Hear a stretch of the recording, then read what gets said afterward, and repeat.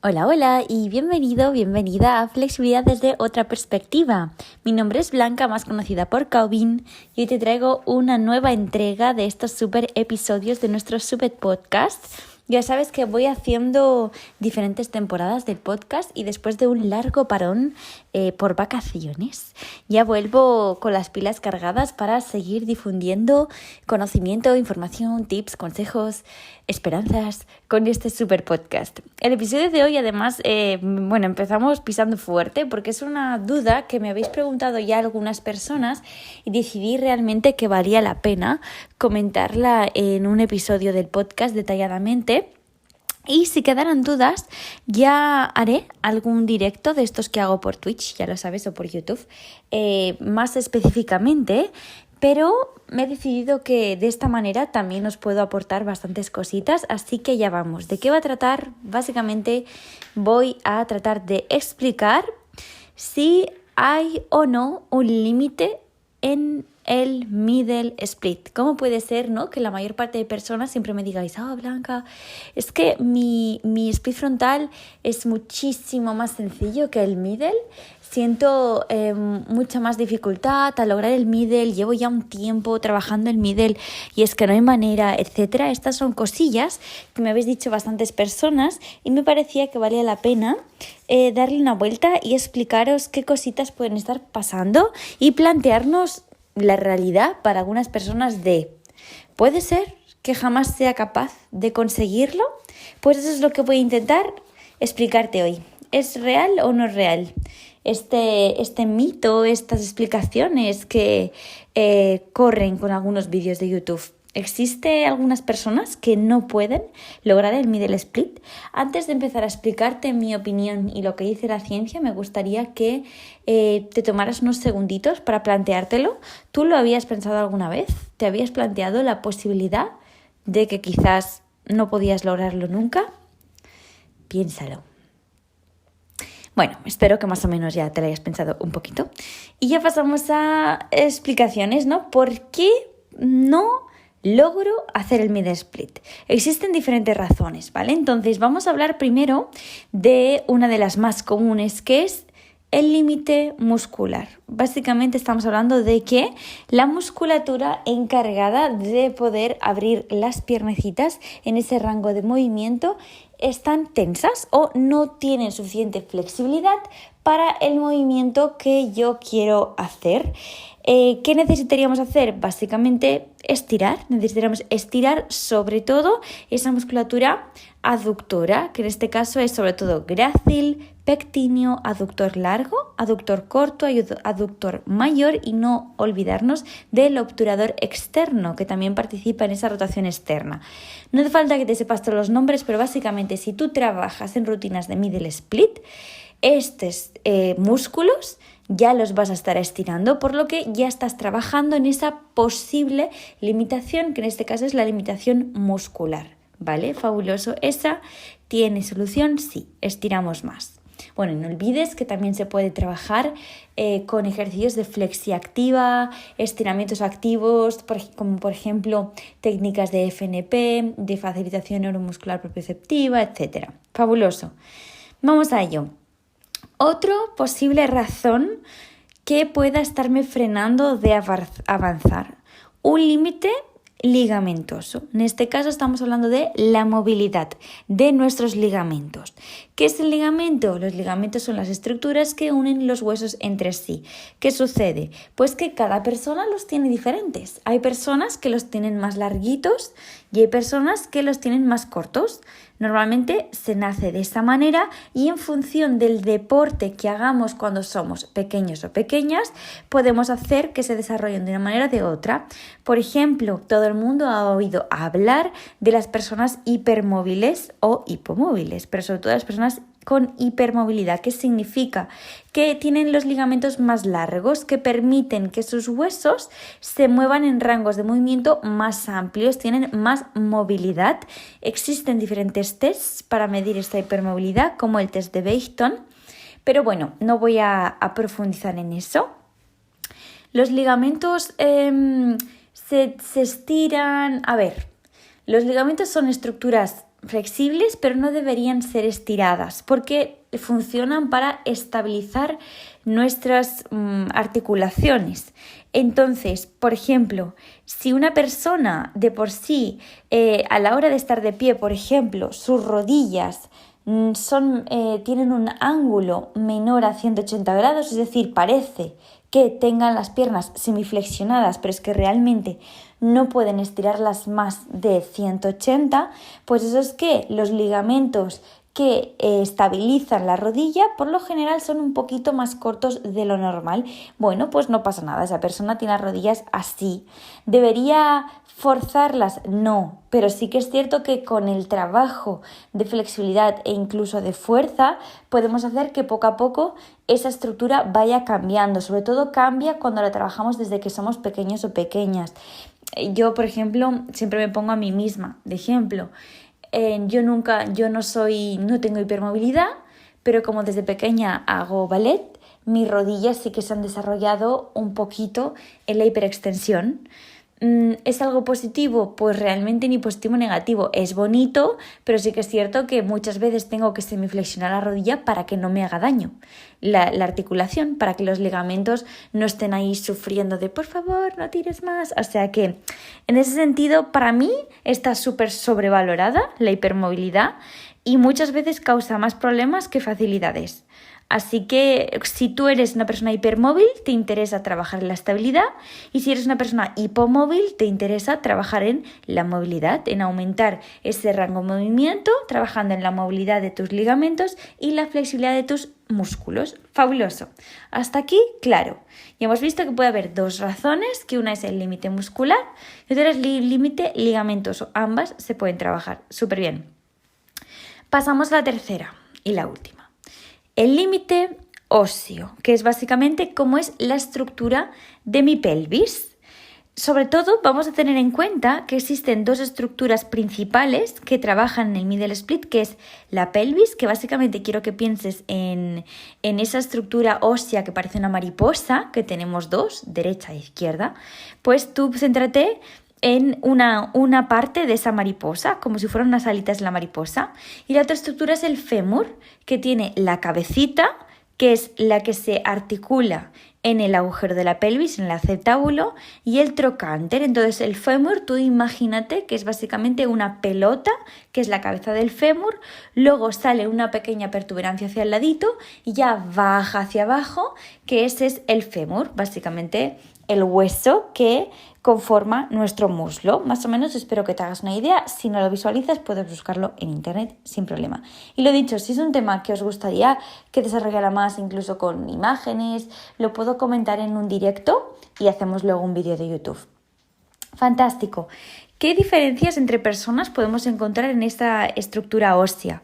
Podemos encontrar, por ejemplo, que el ángulo entre la cabeza del fémur y el trocánter sea diferente, que la longitud de la cabeza del fémur al trocánter sea diferente, o que la rotación de la pelvis varíe, que haya personas que tengan un tipo de rotación hacia un lado o hacia el otro.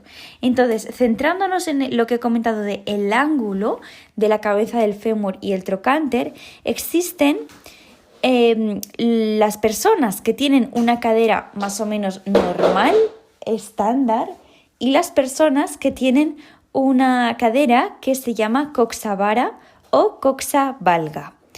La coxa-vara, en este caso, serían unas personas que de normal, no sé si te viene a la mente alguna persona, tienen como las rodillas hacia afuera. Da la sensación de que tienen las rodillitas como si cabalgaran en un caballo, como hacia afuera. Y coxa-valga son las personas que tienen las rodillas como hacia adentro, como si hiciera una forma de X. Entonces, no todas las personas que tienen coxa-vara y coxa-valga se les nota tanto en las rodillas como tienen la cadera. Pero sí que es cierto que cabe destacar, las personas que tienen coxa-vara, aparte de esta pequeña peculiaridad que pueden tener en las rodillas, ¿Qué ángulo, qué les pasa a esas personas?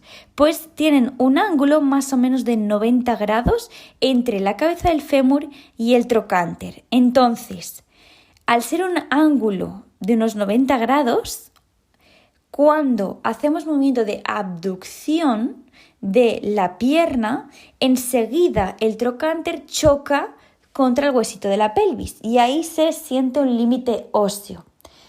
Por lo contrario, las personas que tienen coxa valga tienen un ángulo superior a los 90 grados entre la cabeza del fémur y el trocánter, por lo que tarda mucho la pierna, tiene que subir mucho para que se sienta ese límite óseo de choque entre los dos huesitos. Cosas a destacar. ¿Por qué existe una diferencia de este ángulo entre la cabeza del fémur y el trocánter en función de la edad? A medida que pasan los años, que empezamos a caminar básicamente, con el fenómeno de la bipedestación, el ángulo de la cabeza del fémur y el trocánter disminuye, por lo que se va acercando poco a poco más y más a que sea un ángulo más parecido al de 90 grados. ¿Por qué? Pues básicamente por el peso, porque se amolda el hueso a que podamos sostener más el peso. Por eso los niños pequeños en general, este es uno de los factores que también pueden mover su cadera en diferentes posiciones sin ningún tipo de problema. Y luego algo que me parecía importante también destacar es que podemos tener una simetría, es decir, puede ser que una cadera tenga un ángulo y la otra cadera tenga otro ángulo. Eso puede suceder. ¿Qué sucede? O sea, ahora si fueras tú, básicamente diría, vale, pues ¿qué me quiere decir esta chica, no? Que quizás no consigo el middle porque tengo esta coxa vara que comenta, etcétera, ¿qué tengo que hacer? ¿Cómo puedo saber lo que me pasa, etcétera?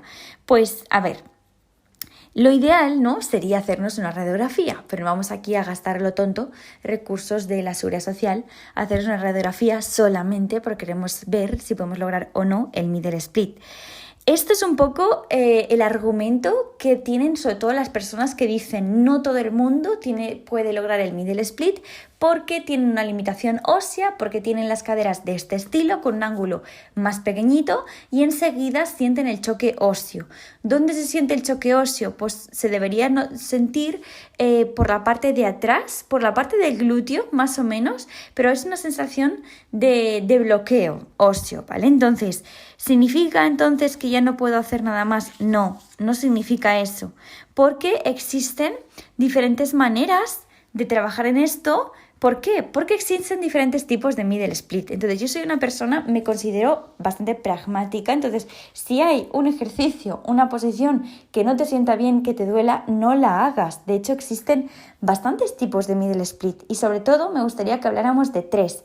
Además, lo guay es que aunque tú sientas que tienes un tipo de cadera que enseguida sientes ese choque óseo, no pasa nada, porque puedes rotar la orientación del fémur y podemos jugar con eso y conseguir un middle split, aunque no sea perfecto, bastante bueno. Entonces, existen diferentes tipos de middle split. Sobre todo quería hablar del pancake o el straddle. Este es un middle split donde las piernas están en V. No lo llamaría middle split, pero esta es una posición donde las piernas están en V y realmente lo que se necesita es una buena flexión de cadera y una buena flexibilidad de isquiotibiales y puedes hacer posiciones muy buenas. De hecho, con el pancake o el straddle se pueden hacer, por ejemplo, standing splits muy buenos o posiciones de handstand como el press handstand. Por ejemplo, lo que necesitas para el press es un buen pancake o un buen straddle. Fabuloso, pues eso es igual el tipo de cadera que tengas. Si tú trabajas la flexibilidad de isquiotibiales y capacidad de flexionar tu cadera, no hay ningún problema, puedes hacerlo, fantástico. Luego, quería hablarte del middle en rotación interna y rotación externa. ¿Por qué? Porque independientemente del tipo de cadera que tienes, si tú sabes cómo jugar con la rotación de tus piernas y la inclinación de tu cuerpo en el middle split, puedes mejorar lo máximo que puedas esas limitaciones. Si tú, por ejemplo, ¿no?, estás intentando hacer un middle split con el pecho arriba y con las piernas completamente en rotación interna, por ejemplo, y notas ese choque óseo, simplemente arqueando la espalda y haciendo anteversión pélvica, puedes conseguir que esa pelvis rote y ya no haya ese choque óseo. Entonces, con lo que sobre todo para mí es importante que te quedes es con el hecho de Si estás haciendo rotación interna con tus piernas, es decir, los deditos están en el suelo y las rodillas señalan hacia adelante, es aconsejable que arquees la espalda y hagas anteversión pélvica. Y si por lo contrario estás redondeando tu espalda, haciendo por ejemplo retroversión pélvica y rotación externa, si haces eso deberías hacer rotación externa con las piernas. Entonces, este ligero movimiento de la pelvis es súper importante para no sentir ese choque óseo entre el trocánter y la pelvis. Y lo mejor es esto, básicamente, que es que si tú en una posición, imagínate, de ranita, estamos haciendo una rana y haces retroversión y notas choque óseo por la zona de tus glúteos, ya vas a ver como si, por lo contrario, arqueas un poco la espalda y sacas culete hacia afuera, la sensación cambia. Y lo mismo te puede pasar sentado, sentada, con las piernas lo más abiertas que puedas. Si cambias el ángulo de tu pelvis, vas a notar como la posición también se siente diferente.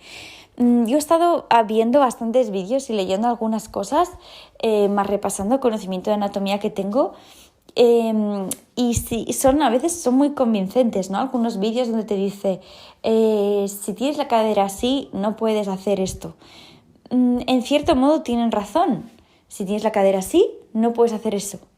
Pero si tú cambias la posición de tus piernas o de tu cadera, sí que vas a poder aumentar ese rango de movimiento porque ya no va a haber ese choque óseo. Espero que sea algo que quede claro y sobre todo con este podcast, ¿no? Me gustaría que quedara claro que, en mi opinión, siempre hay maneras de trabajarlo y lo ideal es adaptar los ejercicios a cómo se siente la persona. No dudes en que si un ejercicio de cualquier rutina, incluso mía, que haya por aquí, no te sienta bien o te duele, cámbialo. No pasa nada, no todos los cuerpos son iguales, no tiene nada de malo y puedes cambiarlo y adaptarlo para que siente bien en tu cuerpo. O sea, en ese sentido no hay absolutamente ningún problema. Y si sientes que enseguida sientes ese choque óseo, etcétera, pues enfócate, por ejemplo, en otro tipo de objetivo, como podría ser el pancake o el straddle. Es una posición también muy bonita de conseguir y que te puede ayudar muchísimo. Y al final también, ¿por qué estiramos, no? ¿Por qué trabajamos la flexibilidad y la movilidad? También para sentirnos funcionales, para sentirnos bien. No tiene mucho sentido machacar nuestro cuerpo hasta el punto, por ejemplo, de hacernos daño, porque no hay que olvidar que la cadera también es una articulación y en función de cómo la tratemos podemos causar alteraciones. Sobre todo también podemos tener hipermovilidad en la cadera que puede llevar a dislocaciones y cosillas, ¿no?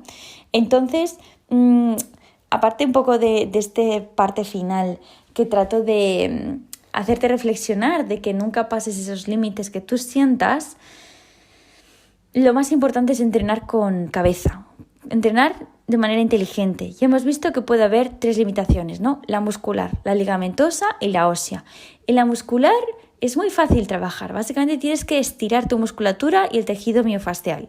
La ligamentosa, trabajar la movilidad tanto con ejercicios flexiactiva, de fuerza, estiramientos dinámicos, rangos de movilidad, de muchas maneras.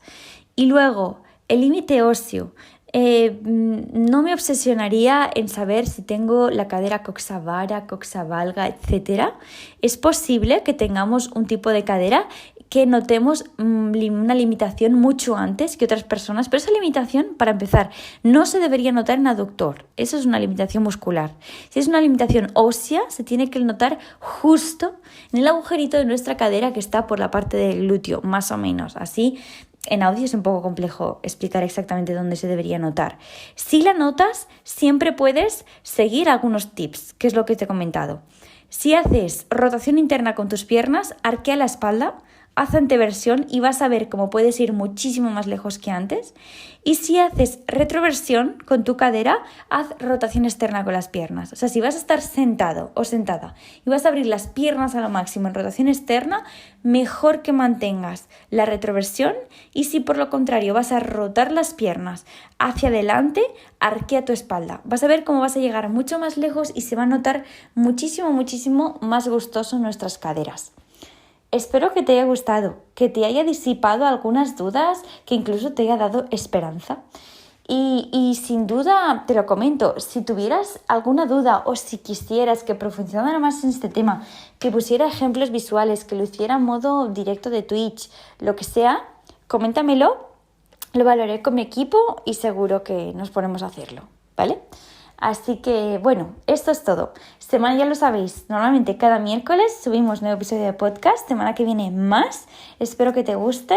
Cualquier duda me lo comentas. No olvides suscribirte. Te mando un besote. Hasta el próximo episodio.